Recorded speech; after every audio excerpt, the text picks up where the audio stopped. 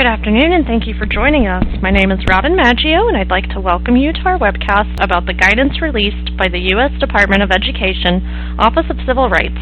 Part 1, What the Letter Says and Why It's Important, with Paul Grossman. It is a pleasure to introduce today's guest expert, Paul Grossman. For over 40 years, Paul served as a civil rights attorney for the U.S. Department of Education, Office of Civil Rights, 30 years as its chief regional attorney in San Francisco.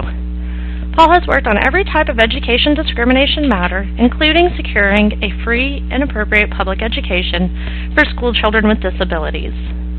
Recently retired from OCR, Paul starts his third decade as an adjunct professor of disability law at Hastings College of Law, University of California. He is also a member of the Board of Directors for the Association on Higher Education and Disability, AHED, and on the Public Policy Committee of CHAD. Again, we are pleased to welcome today's guest expert, Paul Grossman. Good afternoon, everyone, and thanks to the Center for making this possible and for CHAD for making this possible. And I want to thank all the parents and teachers and administrators and advocates, and I hope even a few students, for caring enough about this subject to want to attend this webinar. And we're going to be talking about two documents today, both issued by the U.S. Department of Education Office for Civil Rights, issued quite recently. So one is a Dear Colleague letter and a resource guide on students with ADHD, and the second document is a short parent's guide or student's guide summarizing what's contained in this otherwise very detailed and lengthy document. And I authentically and sincerely believe that these two documents will make a big difference in how students with ADHD are treated in our public elementary and secondary schools. These materials are provided to you for your personal use. And all I ask is that you not take these slides and repost them on the internet without proper accreditation. I think we've already really covered my own experiences, except I want to highlight one thing for you. In my 40 years with OCR, I did many kinds of cases: race, sex, national origin, elementary and secondary, post-secondary. And in that time, I saw an overwhelming need to address the needs of children with ADHD in elementary and secondary ed. And indeed, although the Dear Colleague letter reflects the work of a lot of people, I was the first author of this document precisely because I saw how much it was needed. And 3 years after I retired, with much help and advocacy by CHAD, the document got issued, and with much good work from many people at OCR, and with much good advocacy by CHAD. I don't take individual cases as for clients, so if you have a child with ADHD, I'm not the right person to ask to represent you, nor do I represent school districts except in this one limited capacity, which is I'm available to do training on this document. So really my sole objective is to address the widespread discrimination that I saw while I was working for OCR. And indeed, in a few instances, I feel the failure to address the needs of students with ADHD led to suicide and other tragic outcomes, and certainly to many disrupted families and to many disrupted student-teacher relationships that need not have been in such dire circumstances. So, why are these documents important? Well, these documents are a little less authoritative than a regulation or a federal court decision, but OCR was given by Congress the authority to interpret the Section 504 regulations and to issue guidance on those regulations. And so, although it's a little less authoritative than a regulation, this guidance is very important.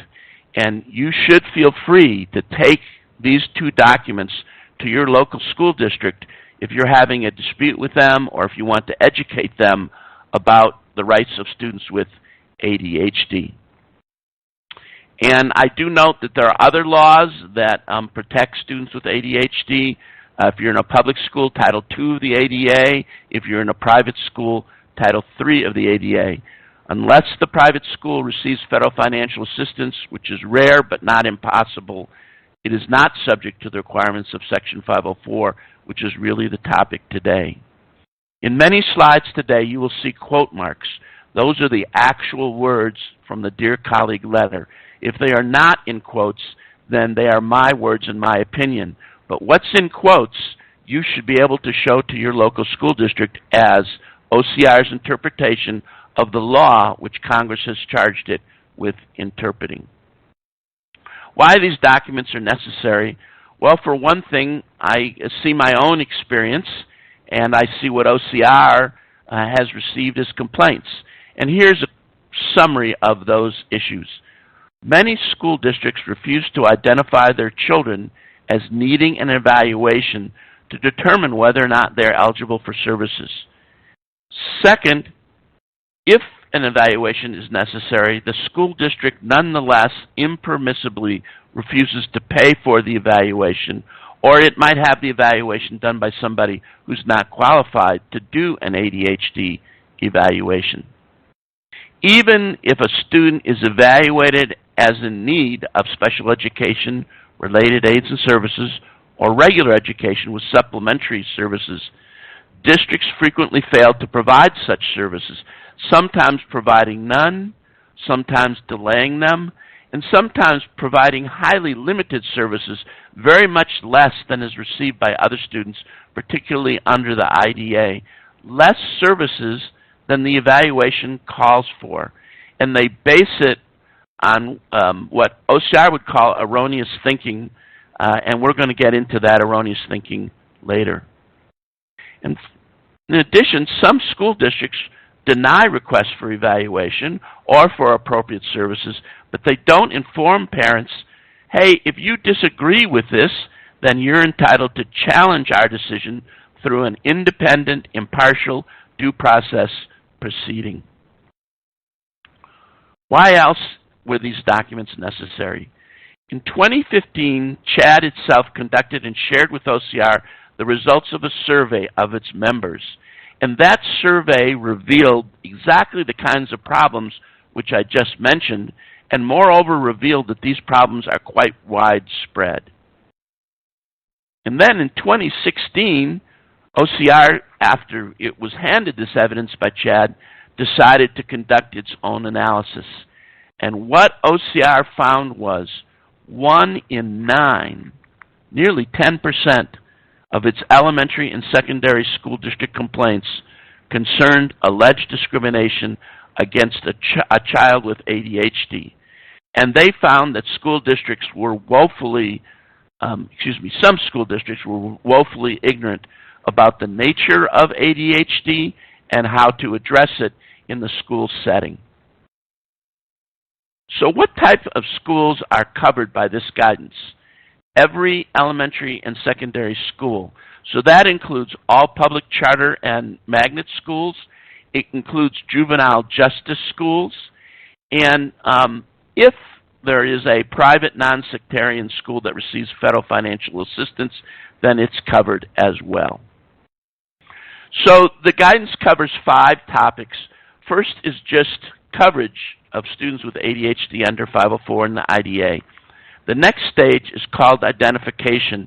And identification is just deciding who should receive an evaluation. So those two concepts should not be conflated or put together. Identification and evaluation are 2 different steps. Identification is merely when a child is suspected of having a disability and therefore in need of special ed or related aids and services or supplementary services, then the child should be referred for an evaluation. An evaluation decides whether or not you have a student with a disability and what kinds of services that student might need. Placement, kind of a misnomer because it's not a geographical term. It means what services should be provided to the student, usually the result of a 504 or IEP meeting. And due process, how can a parent appeal if it disagrees with the decision by the district. And we're going to follow this same organizational approach today. So let's begin with coverage. So an individual with a disability or a student with a disability is one who has an impairment that substantially limits a major life activity. So about 3 weeks ago, the Justice Department issued some guidance concerning Title II of the Americans with Disabilities Act, and it specifically says if an individual has ADHD, they have an impairment. But OCR has gone a step further, one of the most important things in the Dear Colleague letter, because it says ADHD is a disability, not just an impairment. If this manifestation itself expresses itself in such a manner as to substantially limit a major life activity.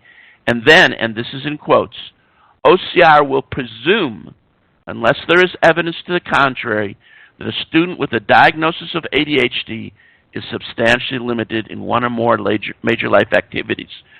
So if you have a diagnosis for a student of ADHD, most likely they don't just have an impairment, but rather they meet the full definition of disability. They are an individual with a disability. Now, that's not saying that that child necessarily needs special ed or related aids and services or supplementary services, but it does say you're going to need to consider those things because you have an individual with a disability. And I just want to add that even if that presumption didn't exist, in 2008, Congress passed the ADA Amendments Act, and the ADA Amendments Act makes it easier to establish that an individual with ADHD has a disability. And that's because they have added to the major life activities that might be impaired by ADHD functions of the brain, thinking, concentrating, reading, and writing. And they also said, and this is very important, you must make a determination that the impairment substantially limits the major life activity without taking into account mitigating measures. So if someone's ADHD substantially limits their ability to concentrate, the fact that, for example, Ritalin makes it less than substantial is not to be taken into account. The child should be looked at in the unmitigated sense. And here's the thing I want you to understand. Many school districts act like the ADAAA never existed. And they do take mitigating measures into account in determining that the child is not disabled. Okay, this child may have ADHD, but it isn't substantially limiting a major life activity. And they're not taking into account the new range of major life activities, and they are taking into account mitigating measures, which they should not be doing. And here's another important point.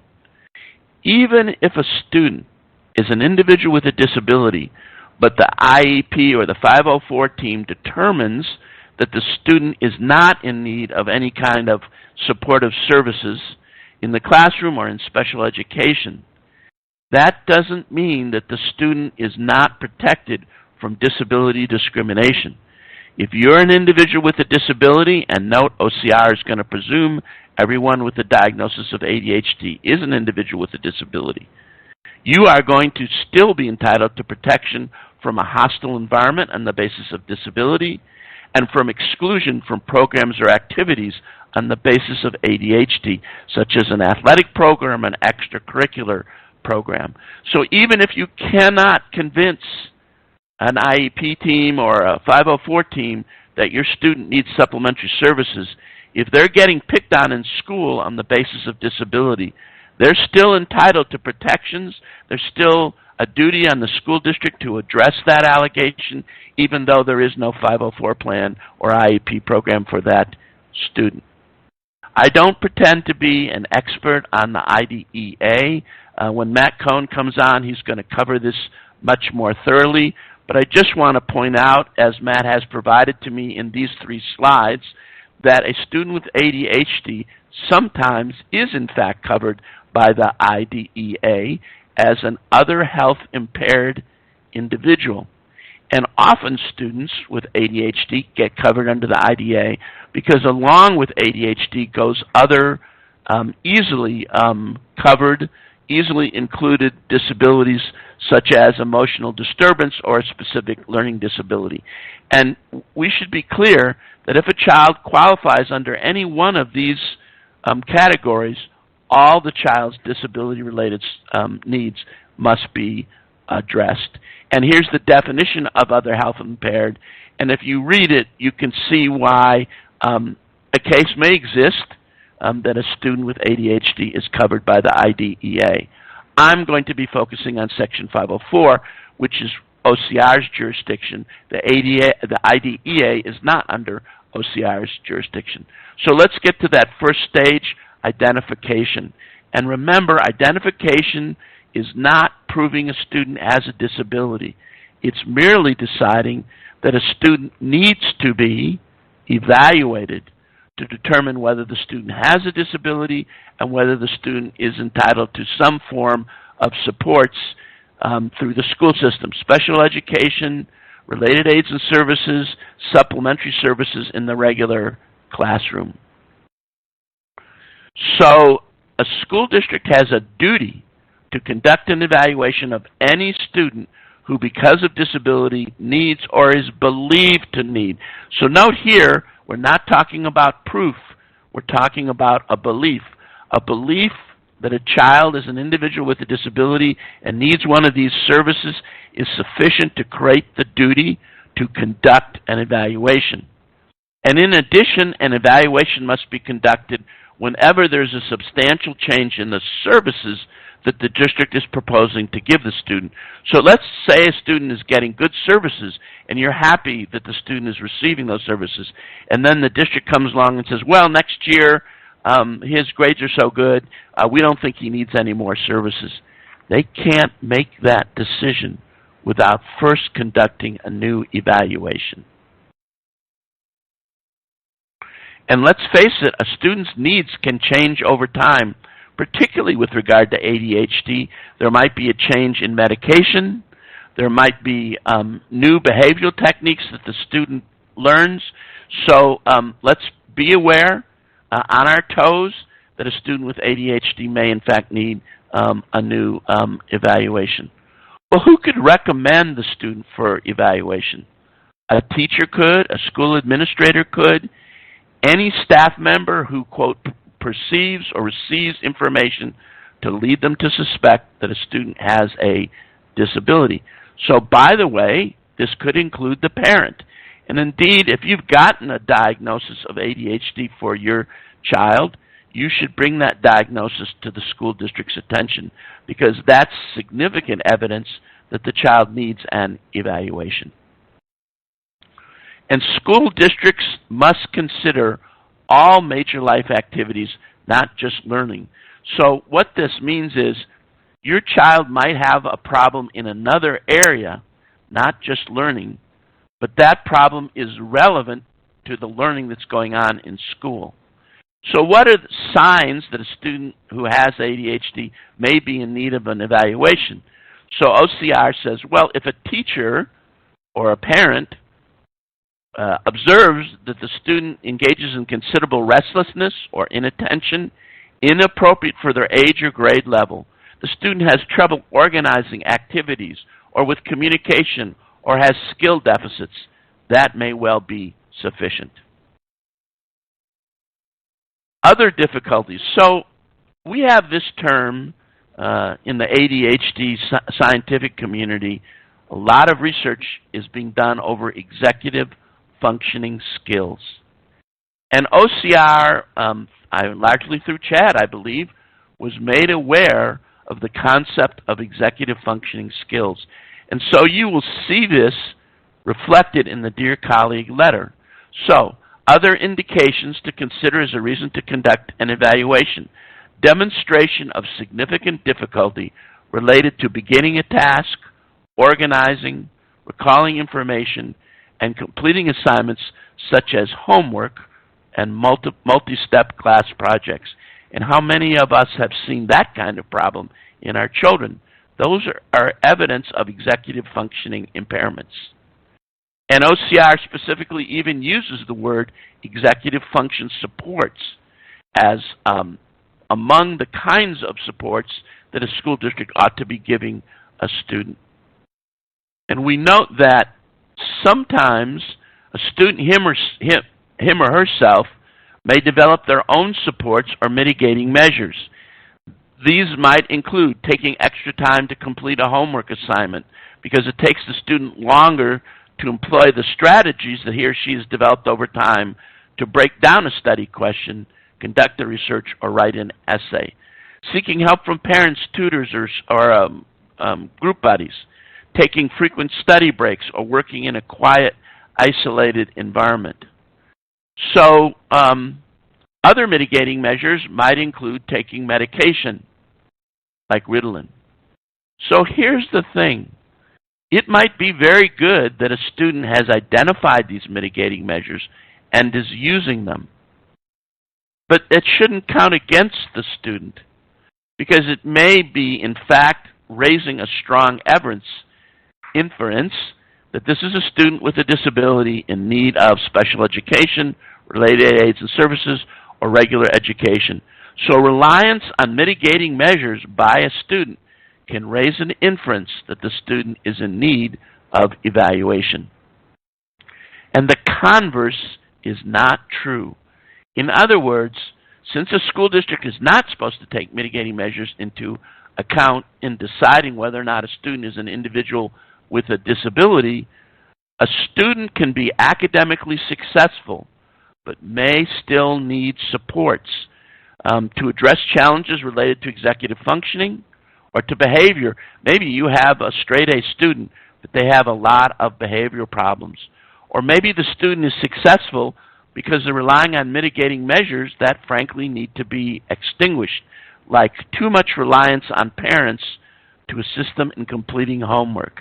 And as a parent of a student with ADHD who's now in college, I have to say probably the single worst thing I did for my child is give them too much assistance on homework, leaving them not independent enough and masking the degree to which their disability really impaired them.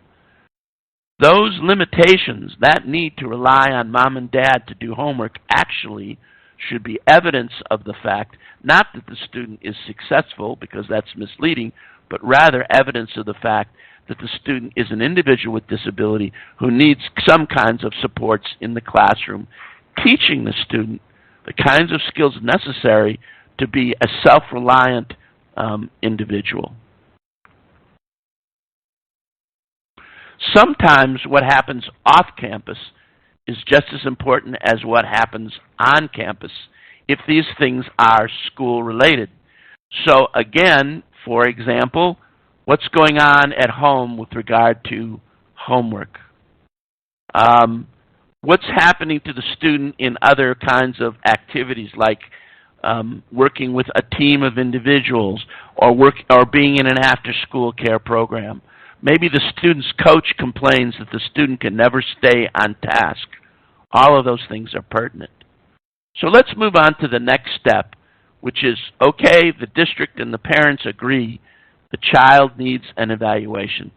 So let's talk about OCR's concerns in the Dear Colleague letter about evaluation. Well, worst of all, some districts just arbitrarily refuse to conduct an evaluation of students with ADHD. Students are identified as needing an evaluation, but they don't get them.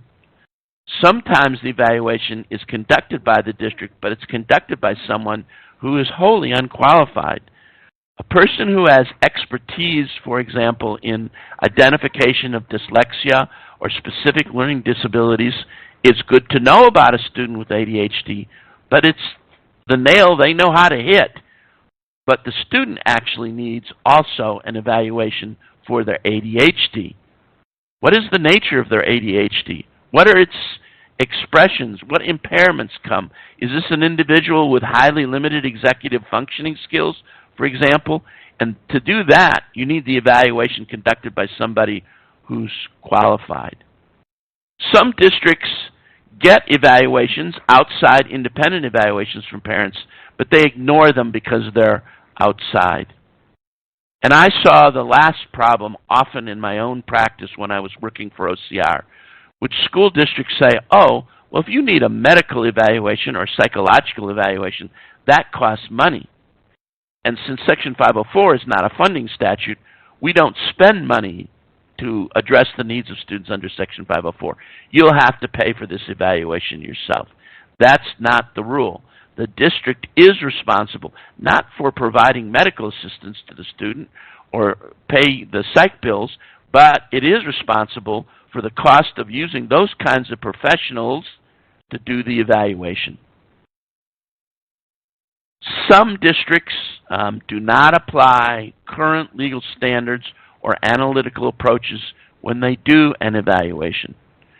So they fail to do what the law calls a condition, manner, and duration evaluation with regard to how the student accomplishes major life activities such as reading or concentrating.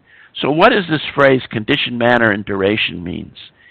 It means we are not just interested in outcomes like what's your GPA. We're interested in what you must do, what the student must do in order to get that, let's say, B average GPA. The fact that a student has a B average is not preclusive of the possibility that the student, how they got to that grade, matters, and it matters because something needs to happen in the classroom, either to permit the student to use their own mitigating measures or to teach the student new successful mitigating measures. Often condition, manner, and duration analysis is exactly what reveals limitations in executive functioning.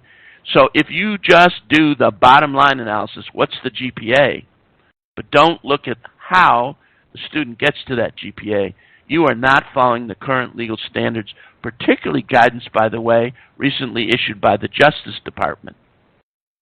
And then school districts improperly take into account mitigating measures, not looking at how they raise an inference of disability, but rather saying, well, I guess since your student gets good grades and he's taking his Ritalin, as long as he takes his Ritalin, he's not an individual with a disability. And again, you need to look at condition, manner, and duration and not count the medication against the student. So what's the scope of the evaluation duty? The evaluation must cover all suspected areas of disability.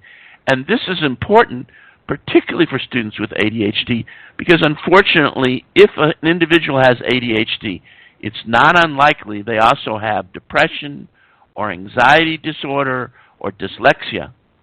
And a school district can't just say, oh, thank you for the independent ADHD evaluation. We accept that, but you are worried that there are many more impairments, disabilities in play that also need to be addressed. And indeed, in some instances, those other impairments or disabilities are the most important thing to address. For example, for a student with severe anxiety or severe depression, that may be impacting their performance in school even more than the ADHD.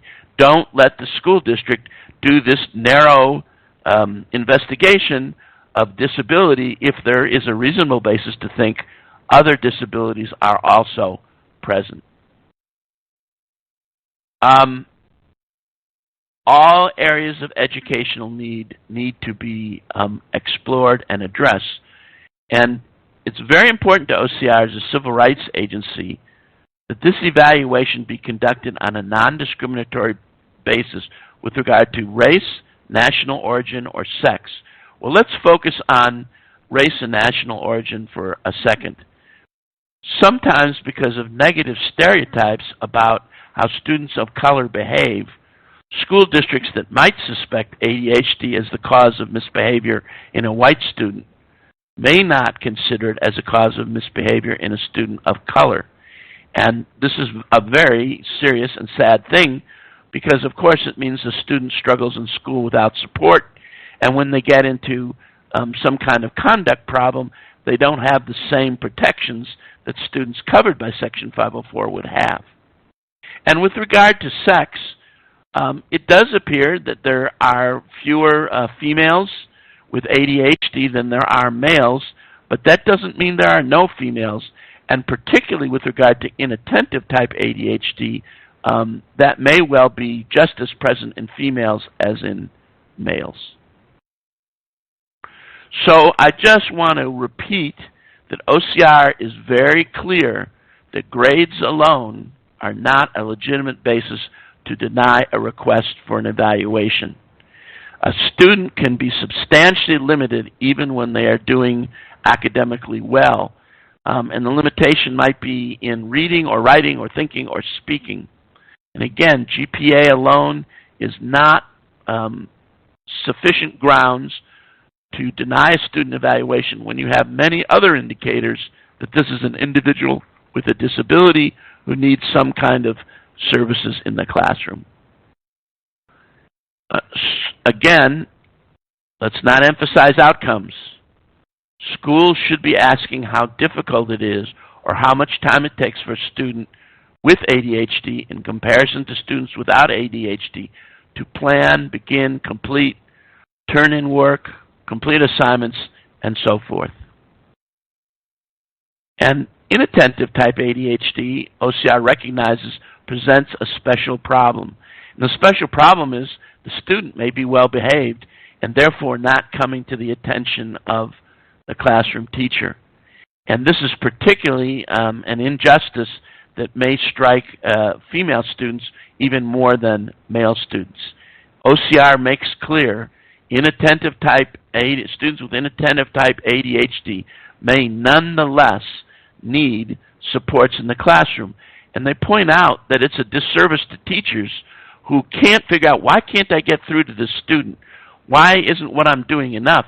And the answer is because you don't know who the student is. You don't understand. You don't have insights into the kind of information which will only be revealed through an evaluation. And here's the irony. School districts deny students evaluation, and they're doing themselves a disservice. They can teach more effectively. Their teachers can manage the classroom better. They can have families with better child-parent relationships if only we knew what's going on. It's in everyone's interest to conduct an effective, timely evaluation. What about response to intervention strategies? A problem which I frequently saw at OCR is school districts justified denying or delaying evaluations of students with ADHD because they were involved in a response to intervention strategy. And OCR is not critical of response to intervention strategies. It recognizes that they can work. It recognizes that they can avoid labeling students as being disabled. But what they cannot accept is RTI as an arbitrary reason for delaying an evaluation. So OCR takes kind of a middle position, which is you should never use RTI as an arbitrary reason not to conduct an evaluation or to delay an evaluation. But you do want to think about RTI. So what do you want to think about RTI? Well, first question, and a very logical one, is this particular RTI program designed to address my students' needs? Many RTI programs are almost exclusively focused on individuals with reading difficulties. That might be one of your students' needs, but they may have many others pertaining to executive functioning. And there's no point in waiting to see whether an RTI intervention that focuses just on reading is going to help your child whose problem may be reading, but also other problems like they're highly distractible, or maybe they even have conduct problems. So particularly in those instances, RTI should not be a basis to wait. Sometimes RTI makes sense as a partial evaluation tool, but let's not give it 3 years. Let's give it a little time, get the information that RTI is going to give us, and then let's fold that into a broader, appropriate evaluation. So there's nothing that says that engaging in RTI and having an evaluation must be sequential. Under the right circumstances, they should be implemented at the same time. So what about medical assessments? Well, first of all, OCR wants to make clear that there are a number of ways in which experts believe ADHD should be diagnosed, and it's not picking one. It's not making that scientific judgment. But it is noting that if a medical assessment is necessary, and this, by the way, could include a psychological assessment, then the district must pay for that assessment, with one exception, which we're going to talk about in a second. But it's very important that even if a school district doesn't always require a medical assessment, that not be an excuse for not doing one when one is necessary. It remains important to recognize that evaluations must be done by a person who is qualified and competent to diagnose ADHD, and whether the child's symptoms meet DSM diagnoses of ADHD and other impairments often associated with ADHD. So, if a parent wants to offer to cover the cost of the assessment through their medical insurance, there's nothing wrong with that. You know, more power to you. You're saving the district an expense, and I don't know any school districts that just have money to throw away, so that's great. But you must clearly communicate with the district, and the district must clearly communicate with you. Because what we don't want is the ball to be dropped and the student to suffer while a delay is going on over who's going to pay for this. So be clear with the school district, and if you can't pay, or even if you don't want to pay, then make sure the school district understands legally it must step up to the plate and cover these costs. So let's move on to the next step, which is the placement. Again, this is not a geographic term. This is a term means when the student is in school, what kinds of services beyond the services provided to all other students are they going to receive? This could be special education, and the fact, by the way, that it's a 504 only student does not preclude the possibility of receiving special education. Could be related aids and services in the special ed classroom or in the regular classroom or as a supplement to that, or supplementary services, often those extra kinds of things that support the student in the regular classroom. So to get to this, OCR talks about erroneous beliefs that come from insufficient training of teachers and administrators. And I sincerely hope, when I originally started this project 8 years ago, that the Dear Colleague letter will land on the desk of every teacher, superintendent, special ed director in public schools in America. And again, you're very, very welcome to be the person who takes that Dear Colleague letter. The links are provided at the start, and present it to your faculty or administrators. So here's erroneous beliefs. So these are things that are not correct or true. Related aids and services in an IEP, or more likely a 504 plan, are optional. They're not. If the team decides that a service is necessary, it should be provided. The range of services that may be provided by a school district or student with a disability under Section 504 are inferior to or limited in comparison to the range of services that may be provided under the IDEA. Again, this is incorrect. If the 504 team decides that a particular service is necessary, there's no legal basis to say, oh, well, because this is a 504 only student, too bad he or she's not covered under the IDEA. We're not going to provide this service. Necessary is necessary. Services are unnecessary but the student is academically gifted. A student can be academically gifted and still have highly impaired executive functioning skills that need to be addressed.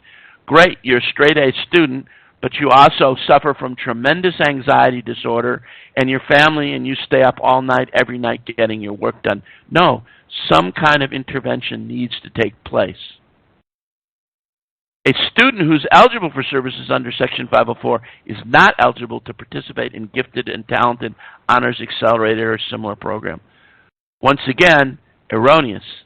If the student meets the qualifications for entry into the program, GPA, scores on a test, then they're still entitled to enter that program under the same standards as any other student.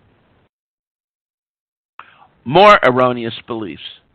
A student who is succeeding academically cannot be an individual with a disability. Not true. A student who is succeeding academically but is engaging in misbehavior is ineligible under 504. Seriously not true. Addressing frequent misbehavior in school needs to be done through the 504 plan process, if not under the IDEA. Let's not put these individuals into the school-to-prison pipeline because the school district said, well, since the student gets good grades, there's nothing we can do. And the burden is not on the student to request that these aids and services that are agreed to in the 504 plan are needed. No, it is up to the school district to widely distribute the 504 plan to every teacher that student has and make clear that each teacher has responsibility for implementing that plan. So who decides what the placement is? So there is not, in the 504 regulations, like the IDEA regulations, as much specificity over procedure. But we know that school districts have pretty much moved in to create what's called a 504 team. And it's important that parents be in that team, teachers be in that team, people knowledgeable about the results of the evaluation are on that team, and administrators with authority to administer or implement the placement.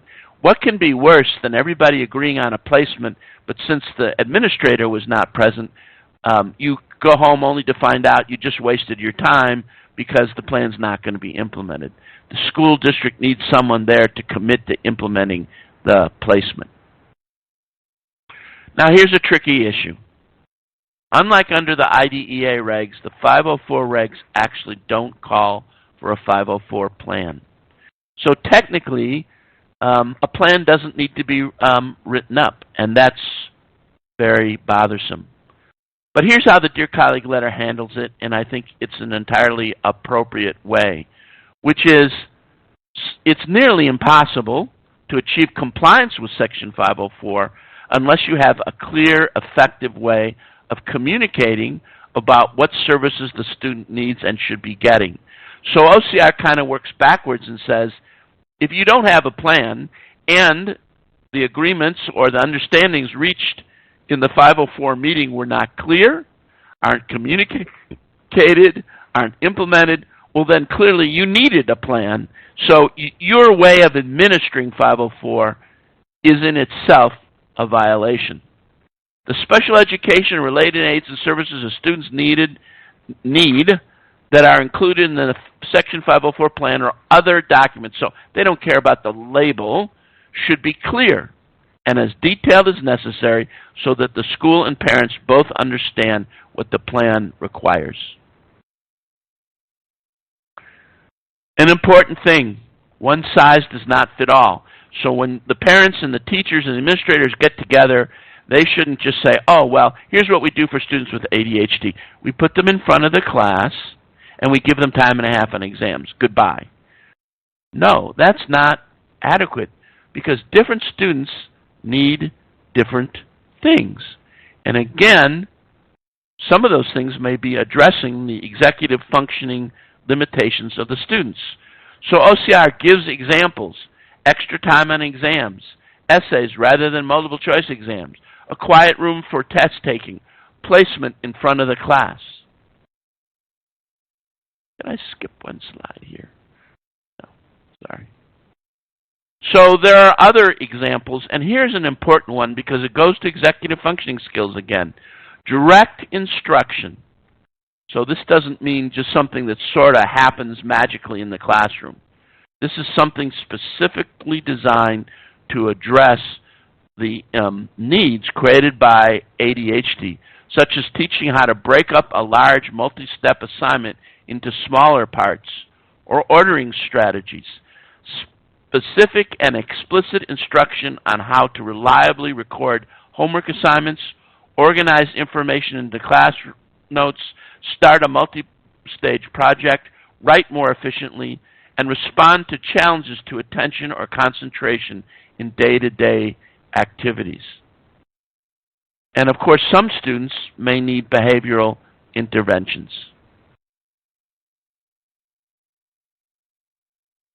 Placement under 504 must not equate to inferior services. So we already highlighted this as an erroneous belief of many school districts. Some educators mistakenly equate reasonable modifications with low cost or free services. Don't let that term reasonable accommodation or reasonable modification be misused. By the way, it's not even a term in the regulation. But somehow that word reasonable seems to many school districts to be about money, and it's not. If the team decides a certain service is necessary to address the manifestations of the disability in the classroom setting, then that's what should be provided. Don't let your student be treated under 504 as some kind of second-class citizen. If a student with a disability is eligible for FAPE under Section 504 but is not receiving FAPE services under the IDA, the student is entitled to the provision of any services the placement team decides are appropriate to meet their individual educational needs regardless of cost. Services under Section 504 can be as varied and comprehensive as necessary to meet the student's needs. Note, my friends, these are in quote. They are the statement of the Department of Education Office for Civil Rights. One of the problems that OCR uncovered, and I experienced it in my practice as well, is the fact that a lot of times a 504 plan is put together, but it's never communicated to the student's teachers. Unless there's nothing in the plan that pertains to a particular class, it violates Section 504 that the teachers, and in some degree the students, are unaware that the plan exists, or the plan is, quote, so vaguely worded that the parties are unclear or disagree about what the plan requires. So note, the regulations don't require a 504 plan, but here's OCR telling you somehow there has to be a clear record of what needs to be done. It cannot be vague. With regard to medication, that's another service to be provided in the classroom, and they split medication into two different groups. So if a student needs medication during the school day, an important qualifier, and the student cannot self-administer the medication, then the school district, as a related aid and service, must administer the medication.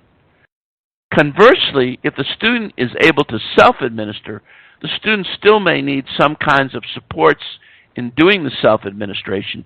And indeed, the point may even come as the student transitions through school where they went from needing the district to administer the medication to needing to learn to do the medication themselves.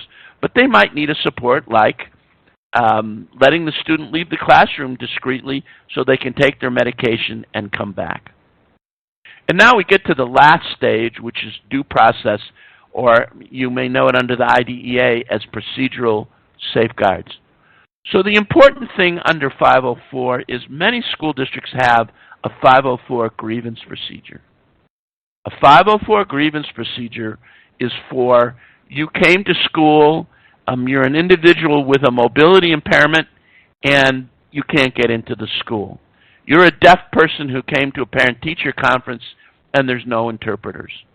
But if the issue is the services for the student, as developed through the evaluation and 504 plan process, you're entitled to due process, which is something different from a grievance procedure.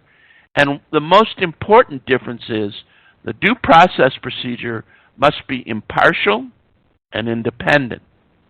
And your opportunity to object to something at the identification, evaluation, or placement stage is subject to appeal through a due process procedure. And one of the biggest problems is school districts don't tell parents when their due process rights arise. So in my practice, this is when I saw it most often. A parent would come to school and say, I'm worried that my child has really serious attentional problems.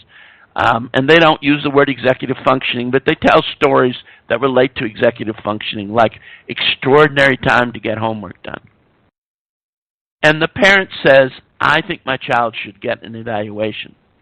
And the school district calls the parent back a week later and says, I met with your student's teachers, and they say he or she is just a lovely person. They're not a discipline problem, and yeah, they're not straight A, but their grades are okay. So, see ya. No, that was a denial. You have been denied a request for an evaluation.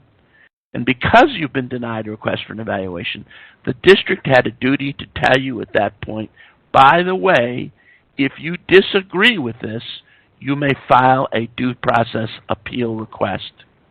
And by the way, if you do, the odds are pretty good the school district's going to call you back and say, well, even though we don't think an evaluation is necessary, let's just do it.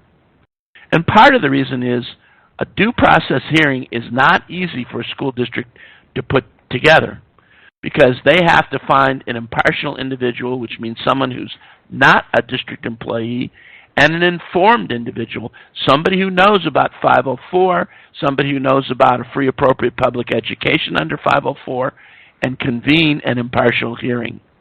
And so once they're faced with how hard that may be, they often will instead elect to do the evaluation, which in my opinion is a win-win for everyone, because you might find out this is not an individual with a disability, or you might find out that it is, and that's a big help to your students' teachers, and may well be a big help to your family relations. And this last slide here is really just about what it takes to put on that impartial hearing. Cannot be a district employee, must be a knowledgeable individual. So let's summarize as we wrap up. And for the summary, I'm going to use the second document that OCR issued called Know Your Rights, Students with ADHD, which is merely a 2-page document. Now, if I was fighting with the school district, I think I might take the whole Dear Colleague letter with me. But if you can highlight some points succinctly and quote from this document, that's fine too. I think the primary purpose of this document was to give everybody a quick overview. So, federal law protects students from disability discrimination. Regardless of how well that student performs, a student who has trouble concentrating, reading, thinking, organizing, prioritizing projects because of ADHD may have a disability and be protected under Section 504. And note that there is no arbitrary limit to what those appropriate services might be, even including special education. School districts must determine if a student has a disability and needs services, and cost is not a legitimate basis to delay. So if the student needs a medical or psychological evaluation, you can't or don't want to bill it under your insurance, then the school district has to step up and pay for it. Just clearly communicate with the district about it. And note the signs that OCR highlights for why a student may need evaluation. And again, this is really about executive functioning skills. Note that even a student who's academically successful but exhibits behavioral problems and challenges logically or inferentially related to ADHD needs an evaluation too. It's merely a suspicion that triggers the duty to do an evaluation. School districts can't just guess what the evaluation is going to say and say, therefore, we're not going to do it. Suspicion alone is enough. And then the range of services that's available. They are not to be arbitrarily limited to what's free or low cost. You cannot just exclude aids and services just because of their expense. And not every student with ADHD needs the same set of services. It's an individualized determination. And finally, as we've just discussed, school districts need to tell parents whenever their due process rights arise. And if the parent wants to go to a due process hearing, the school district needs to either agree to what the parent wants or convene the due process hearing, independent and impartial and with a qualified individual.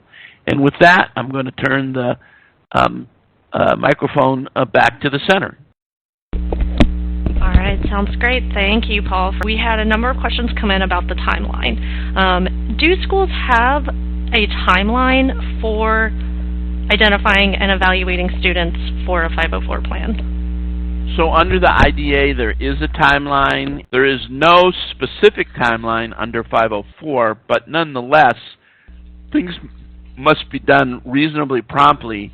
And if you're experiencing, long delays and a runaround, it's time to either ask for a due process hearing or file a complaint with OCR. By the way, complaints to OCR, you're not charged any cost for OCR to investigate and resolve your complaint. But I note that OCR can easily take 180 days to resolve a complaint. Okay, thank you.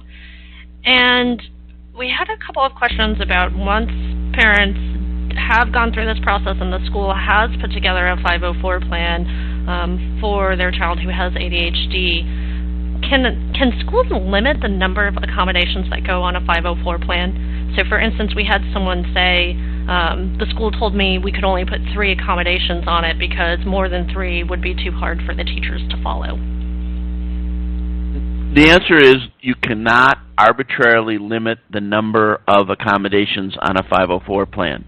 And if the problem is the district agrees that, let's say, 6 are necessary, but 3 of them are not practical, are not realistic for teachers to implement in the regular classroom, then the district's going to need to figure out how else they can be delivered. Maybe there's going to have to be pull-out services or after-school services.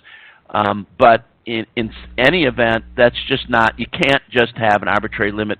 Under the IDEA, there's no arbitrary limits. Under 504, there's no arbitrary limits. What makes good sense in the classroom is a different question, but that only means, well, let's look at how they're going to be delivered. Maybe some teachers will deliver some accommodations and some teachers will deliver others, but don't just let a school district make some kind of made-up argument about what's reasonable. Okay, thank you. I think that helps clarify. We did have somebody asked, who do you ask for an evaluation if you think that your child is in need of support at school? So I can only Sorry. speak from. You mean who do you go to at the school level to ask for the evaluation? Yes. So I think I would ask the special ed director, even though they don't necessarily implement Section 504. They should be able to tell you who can. And if not, I would ask the school principal. And if neither of those people can tell you, I think you have a violation of the law, because someone at that district actually should know how to do this. And indeed, I would rather see it even in the online presence of the school district. But I can't say that that's required. Okay, great. And then we also had someone ask just kind of that one of these more basic questions about being evaluated. Does the school have to let you know if your child's being evaluated? Absolutely. They can't evaluate your child without your permission. Okay, thank you. And then are there any tools, resources, other websites that off the top of your head you could recommend to parents if they're looking for more information on 504 plans? Or certainly the National Resource Center is one. Chad's own chad.org website. I happen to like the Parents Education Network. I honestly don't know where they're present all over the United States, but here in California, I think Parents Education Network is helpful.